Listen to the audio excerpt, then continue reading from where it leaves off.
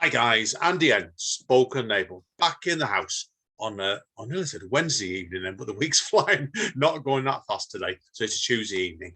Straight over to a local writer today, somebody I've been introduced to relatively recently by the lovely Ruth O'Reilly over at All FM, Amanda's best mate. The gentleman is Gareth Ellis now.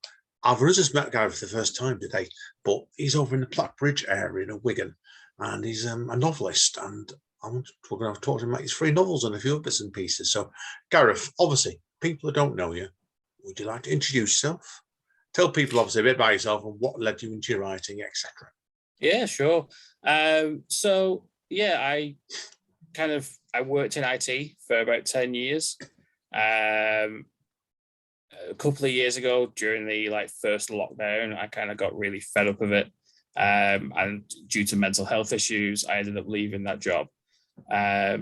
And since then, I've kind of just been writing. It's been good, really nice, really quiet. And then I decided that I can do a bit more. So I decided to go to uni, do an English degree, which would hopefully help me with my writing as well. Brilliant, yeah. Now, I know you told me before you're over at Salford Uni at the moment, aren't you? So, yeah. And what are you into? What year are you up to in Salford? They've done a new foundation year for people who don't necessarily want to be thrown into the full degree straight away. So it kind of introduces parts of a degree to you, like how to write essays and stuff like that. I mean, I've not been in education for 18 years, so it's been really good for me. I've picked up quite a lot, and I'm ready now to go in September to go into the first year. Oh, well done, mate. Good luck with it, mate. Definitely. So, as we said off mic before, I did my degree over when I was a mature student, when I was 28, over at Bolton Uni. And yeah, I had a great time. Really had a great time because I did mine in creative writing and theatre studies. I don't act nowadays. I was going to say, why theatre studies? Oh, you know what it was me was then? I actually was going to go to originally. I originally signed up for creative writing and English literature. But one of the teachers taught me into doing theatre studies instead. Oh dear.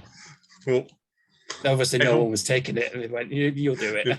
Probably both thought, "Oh, this idiot will do it," and this idiot did he do looks gullible. Let's just give him. We'll tell him to do this. It'll be fine. That's what happened really, but I don't do much. I did some acting afterwards, but I'm not going to repeat those stories on air for another entirely different podcast. Yeah, well, that would be basically how to get yourself banned from the theatre, but that's another story altogether. Yeah. Oh, there's probably loads of podcasts about that. Oh no, there's one, and I reckon if somebody's still working at a certain theatre, I won't be in their good book because that was over 20 years ago. That's the best way to put it, right? Because your picture going to be on the wall somewhere. Do not let this person anywhere near the building. My hair, thankfully, was longer and less grey, so that's all I'm going to say. Right, then. Now, obviously, with yourself, obviously, I said before, back to you, of course. Now, I know you've done today 3 novels now. Had you done much writing before that? Or? I'd done absolutely none. Oh, brilliant. Absolutely none. It was something that I never thought I'd be able to do. I never had any kind of want to do it. I enjoyed reading, but again, I'd only really started properly reading a few years ago, really. I never really read much. But then I don't know, at some point I started reading. And then in, I think, what was it? It was 2018 I just had an idea. And it just wasn't going away. So I thought, screw it, I will just write it. And I really liked doing it, so I've just kept doing it since.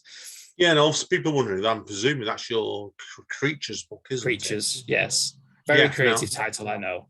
But you can't guess what it's about. No comment there, that's all I'm going to say.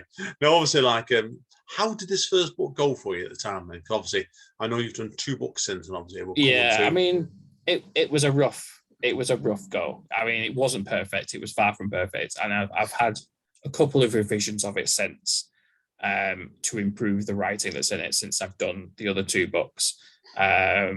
So it was, I mean, to be fair, it was received all right at the time, and I did make a little bit off it, so it wasn't too bad. And I think as an introduction to me actually doing this for a career, or even just doing it in my free time, it was a good introduction. It really got me, sort of gave me the bug to do it.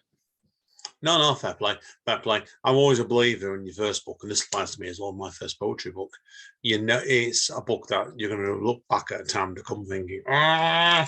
why did I do that? Why did I do that? I had recently, I've had to reread it because I couldn't remember anything that I'd done in it at all. I remembered the basic story, but I couldn't remember bits and pieces, like who I'd killed off, what happened at the end, and all this nonsense.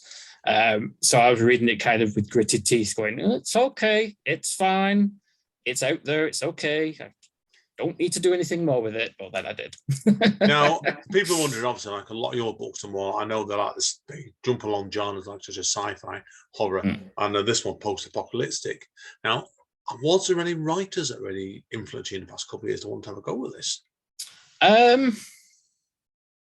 I don't know, I mean, I kind of read quite a mixture of things. So I think as far as the post-apocalyptic stuff goes, things like Stephen King, The Stand, Jonathan Mayberry's zombie apocalypse books, the Walking Dead zombie apocalypse books, were sort of what I was reading around the time.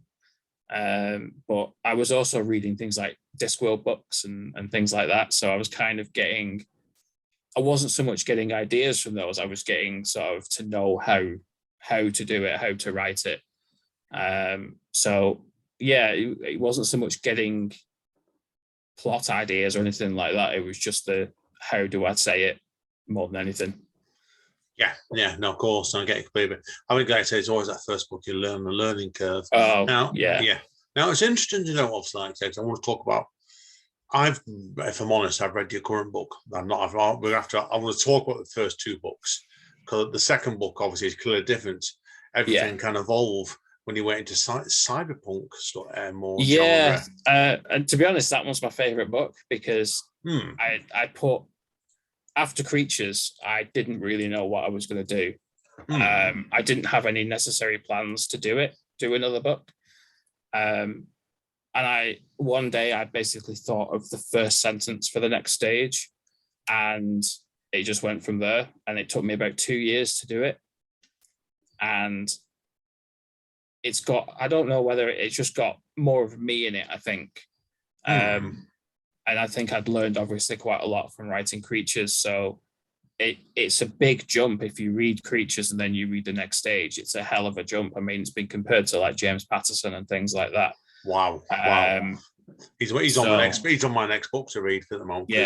I've just got hold of his joint book with Dolly Parton because I know Amanda. I can't get my hand around it. Amanda's a big country music fan. That's why, and she's basically got us. Both got the PDF and all the Kindle thing for it. And I thought, I don't know what I'm stepping into with that. Because what do you expect with Dolly Parton and James Patterson? I know it's about a country singer on the run as well for Murder. Oh, that sounds about right. Is this like Dolly Parton's biography or something that she's going to confess? I haven't a clue. I have seen in the shops one he did with Bill Clinton. And I thought, is that about sex scandals as president? It probably is. I think I've seen that one somewhere, but I've never actually looked at it. No, same for me. So anyway, that's that. We've got that dangling around to read. So yeah, we'll see. But yes, it does sound like you made a big jump from one to the other. Then, and it's like they say sometimes the writers. Don't they? The books can be quite similar over their career. You're obviously not, because the third book we'll come on to shortly. That's completely different again. Yeah, I don't know. I don't know whether it's just like I don't want to be pigeonholed doing the same thing, but I like to read different genres of book. So for me, it seems like the logical thing to do different genres or to write different genres of book rather than just sticking with the same thing. I know that there are similarities with them all. There's sci-fi, there's horror, there's whatever. But I think they are, all three of them I've written so far are all completely different. And I like that. I like how I've been able to do that and not just stuck writing the same story over and over again. No, respect, mate, straight away. Like I told you before, I'm a poet, really, but I find ways to telling different stuff within this genre myself. That's why I'm a believer as an artist. You never can stand still. If you do, you should pack it in now. And that's the tip to anybody. You've got to be constantly evolving. And that's quite clear from what you've been, the book that we're going to talk about next in a moment. So your current book, I can see that from Blindsided already. It's completely different. obviously from the first two books altogether then straight away. Now, like I said, I have read Blindside. I really enjoyed this. Now, obviously, I thought he was going to say no. Nobody buy it. It was rubbish. I would never say that to anybody. I might think it. If I didn't like the book, I wouldn't have done a spoken label. I would have found a way around it. Yeah, I'm not in. I'm going on holiday to Alaska for a bit. Bye. 6 months. 6 months. Yeah. Yeah. I've got no internet connection. Come back. Message me in 6 months. I'm going off the grid.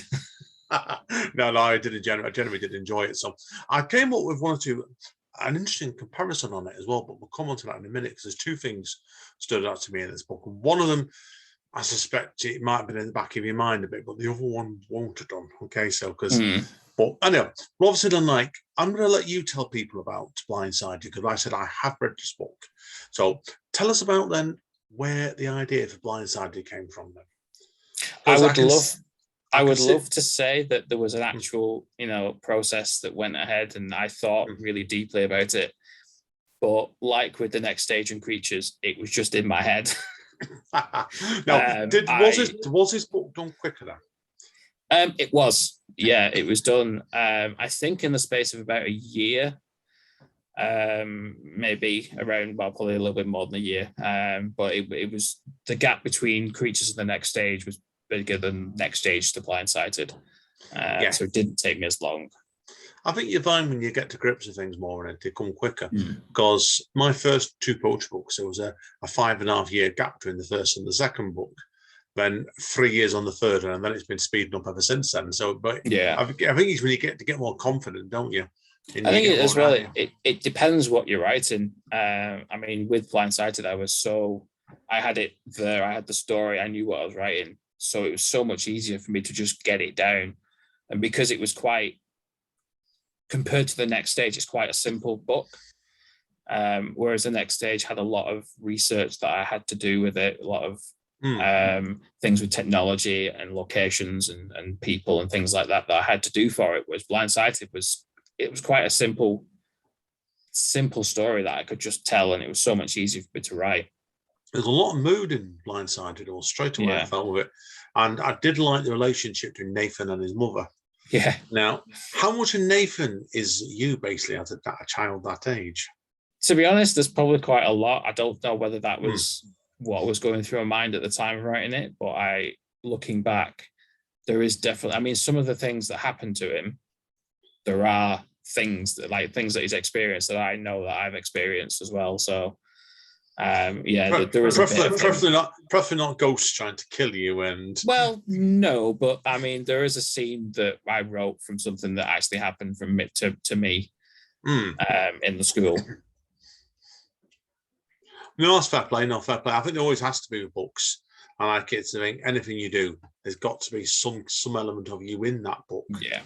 And obviously with the first two books as well, and I felt this third book certainly. I felt I could see you as a person, as a child in it. To be honest with you, straight away. So, is your mum like that? Is she then a bit like? Is that your mum? Basically, your mum like the character? In that? Yeah, she is. She is pretty much like that. There is quite a lot of her in his mum as well. Yeah, I thought so straight away with it. So we won't ask about some of the other characters in the book, particularly. Is it based on your dad or something, or a brother or something? To be honest, no. I think. Most of the other characters were just characters that I just came up with. They were just kind of convenient for the plot, really. A lot of them, especially the side characters. Yeah, that's fair play to you straight away. No, because it's a good book, isn't it? I've read a review somewhere in it. I don't know if you're aware of seeing this one. Somebody has compared it to the Conjuring series a little bit. I think it's on Amazon or Goodreads. I think it was Amazon or Goodreads. I've seen it somewhere, that one. And I actually saw a bit of that in it. I've seen what, 3 of the Conjuring films, or was it 4? I've lost count. Right. There's a lot in that series of films. Yeah, the other one that stuck in my head was about the eyes, and it was the Neil Gaiman book Coraline. Yes, I could see that bit about the eyes, and that's why. And I thought, well, obviously Neil Gaiman's book was maybe a different market than yours, right? Yeah. That's why, but no, definitely. It's a fascinating book. Now, on this book itself, and obviously, like I said, you said it took you about a year to write. Yeah, about that. How long was it? Did you have to really plot this book out then? Because His No. story was quite simple, but Yeah. Something's disconnected there, right? Anyway, but I felt the important get carried it was the mood, the relationship to the two main characters in it, really. Yeah. No, I mean, there's a lot of writers out there that will sit and they will plot and they will write everything down that they want to do, and then they'll have a checklist and everything like that. I basically sit down in front of Word and start typing, and whatever comes out comes out. And then I will go back to it and I will edit it and go through it and then, you know, touch it up where it needs to be. And sometimes I will just look at it and go, what the hell was I thinking? Where is that sentence come from? That doesn't even make sense. Those aren't even words. And then I change it and it makes sense eventually. But I'm not a big plotter at all. Sometimes the best way to do that, and that's it. Because I've got in the past 2 years into writing flash fiction a lot. And that's often just me going, I know what the gag's going to be at the end of the story, but it's how I get from A to B to D sometimes. Yeah. I mean, with the next stage, I knew exactly what I wanted one of the last scenes to be. I just had to get there. And I had no idea how I was going to get there whatsoever. I had a sentence at the beginning and I had a thing that I wanted to happen at the end, and everything in between was just like, I don't know, just there. And there it was. No, I said it's obviously, like I said, with the current book, obviously, with that one, did you have the ending from the beginning of that book, Blindsided? Blindsided? No, I didn't. I had a vague idea, but it was one of those kind of stories where you see it a lot in horror films and horror books where the ending is quite a letdown.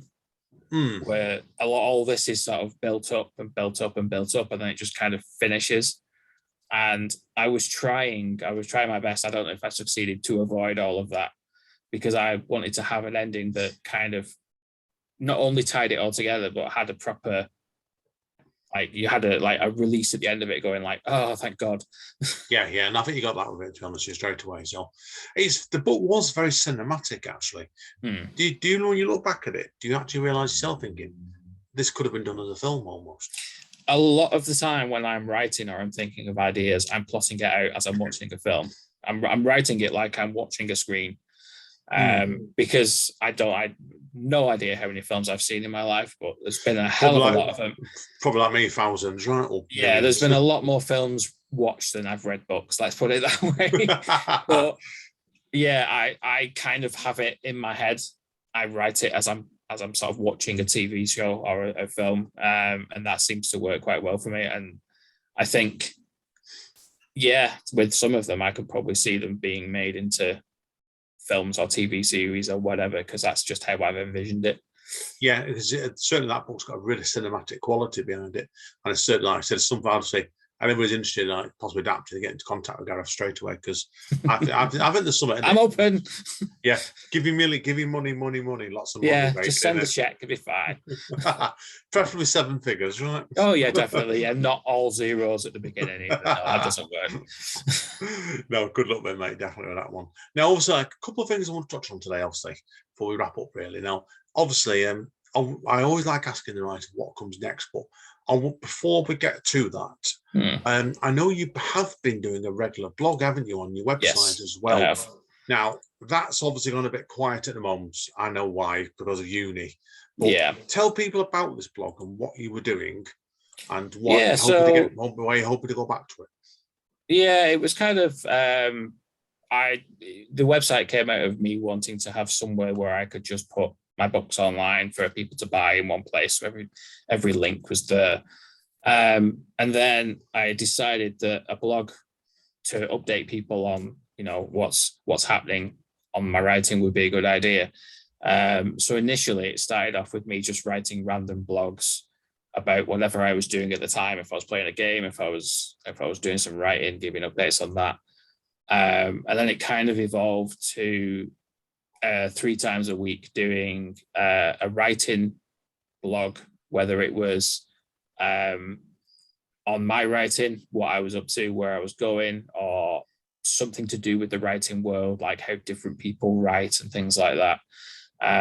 And then, so that would be on a Monday, and then on a Wednesday, it would be a game review because I play a lot of games when I'm not at the moment trying to do some editing or writing. I'm just playing a game because that's what I do. So it seemed like a logical thing for me to go through and just do either new games or old games, whatever I was playing at the time, just to go out and go, look, these exist, play them. And then Friday, was it Friday? Friday, no. Yeah, Friday. I can't even remember anymore. Friday was a mental health blog because I have bipolar, and it's something that I do feel quite strongly about. So it was a way for me to show that it's out there. People suffer with it. This is my personal experience, or these are things that can be done to help, or things that cause different issues and whatnot, things like anxiety and things like that I've suffered from myself. And I felt like that was it was initially just going to be a random blog about anything.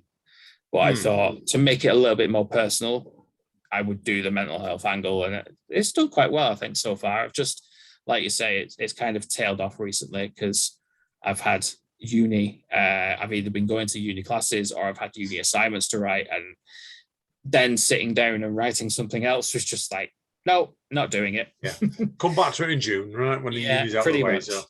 No, yeah, I always wanted to go back to writing it, and then I just thought, you know what? I've just sat for 3 hours writing a 1,000-word essay. I don't want to write anymore. I've had enough of words. I'm just going to speak in grunts anymore. I'm done. Well, you should try doing my job, mate. The day job. I'm on a computer 6.5 hours a day. But then this is why I left IT. Fair play, mate. Fair play, mate. Now, obviously, there's a couple of hints coming off people read your blog about your creative writing, and I saw one back blog I want to talk about for what comes next is obviously, like, I know you were talking about how you do your covers on your books, weren't you? Yeah. It looks like your approach has changed for what comes next, and hasn't it really, I presume? Yeah, I mean, I like to think that I'm good at designing things, but in actual fact, I'm quite bad at it. But so Creatures and The Next Stage, and even Blindside to a degree, they're quite simple. A book is supposed to draw you to it. I don't know how successful my covers are at doing that, but I like to keep them simple. It feels like a bit kind of like me, really, just trying to keep things simple and on message. So no like big flashy lights or anything like that. Just the title and a tagline and my name, and that's all you get. That's all you need. No, fair play, mate. But I've said, I know it has changed. So now, obviously, if people are wondering what comes next, because your current book is saying, oh no, you have been dropping some hints that you're going to do a sequel to Creatures, aren't you? Yeah, I mean, over the past year and a half, probably since I finished writing Blindsided, since I finished editing that and that was out in the world, I've had maybe 7 or 8 ideas that I've got bouncing around. I spent a good 6 months writing a paranormal thriller about a serial killer from his perspective. I kind of hit a wall with that, so I moved on to something else, which was I can't remember what that one was now, but it was it's another like paranormal horror sort of thing, like Blindsided, but slightly different. But then I picked up Creatures 2. I started writing Creatures 2 pretty much as soon as I'd finished writing the first one, because I had a bit of an idea of what I wanted to do. But then again, I hit a wall with it, and I didn't know where to go. I felt like I was just typing words that meant nothing, and they weren't adding to our story or anything. It was just pointless. So I kind of put that one down. But recently I picked that one back up again, and I've run with it, and I'm at the stage now where I'm editing it. Well done, second round of editing. So I'm hoping that will be out in the summer sometime. Brilliant. Now, obviously, I know from what Amanda always tells my wife, people are wondering, I know what Amanda goes through in her levels of editing. So how many rounds of editing do you normally do in your novels then? I think the most I've done is about 6. Yeah, I know Amanda normally does 6 when she does on novels as well. So I tend to, obviously, I write it, and that is just, I don't go back, I don't look at it, I don't do anything with it. I've written it, it's down. carry on. And then I go back and I read through it and alter some bits and pieces, do it again a few times. And then that might be 2 or 3 times. And then because I'm obviously self-publishing through Amazon, I get a paperback proof of it. And then I find as many edits as I can do on a computer screen, having the physical copy there helps me find so many bits that I may have missed otherwise, or bits that I can touch up and just slightly edit. So I sit there with my highlighter and post-it notes, just scribbling away and highlighting everything and going, why the hell have I written this? This doesn't make sense. This has gone through 3 rounds of editing. Why is this still in here? No, I can relate to that, mate. Definitely. I'm looking forward to doing that. To be honest, that's my favorite bit of editing, because I hate editing as a rule. It just, I don't know, it just bugs me. But when I get to the paperback thing, I think because I can hold my book in my hand and I know it's there, it feels like it's finally almost here. So I think that's probably the best part of it, just having that physical copy. Oh, but no, fair play, man. I've actually got a friend of mine, and I'm not naming who on here. What he does is, he's self-published author like us too.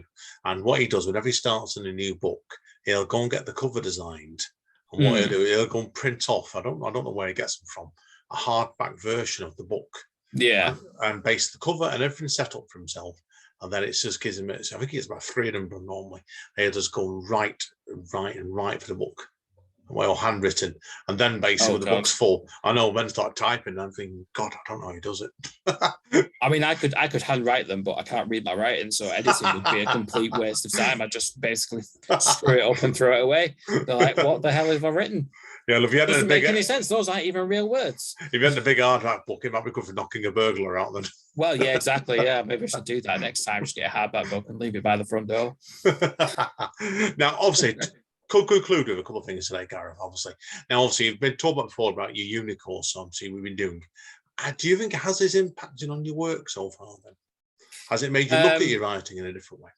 Yeah, I mean, it's also impacted me in a bad way because I've not been able to do the damn thing. But yeah, I think it has. Even the lectures that we've had on sort of how to write essays and how to structure things, as much as I kind of had I'd written a book and I knew what I was doing, there are still little bits and pieces that I'm still picking up by reading other people that were studying and even just the lectures just saying structure it this way or whatever. It's definitely helped me so far, and this is just a foundation year that's just about how to get you used to the first year. So I'm hoping that in the proper degree I'll actually have a lot more to bring to it as well. Good luck with it, mate, definitely. Have you found any writers on that course and you've been taught on that you've really enjoyed so far? I mean, there's people that, obviously there's other people that are doing creative writing that have an interest in creative writing, but there's nobody like me who's gone, sod it, I published my own book. Everybody's just kind of, they've written bits and pieces, they've written poetry like yourself. They've never actually just gone, I've written a book, I'm going to send it out there. Yeah. So there's, I mean, even my lecturer, I got one of my lecturers to read The Next Stage. And a part of that book was then used in a lecture.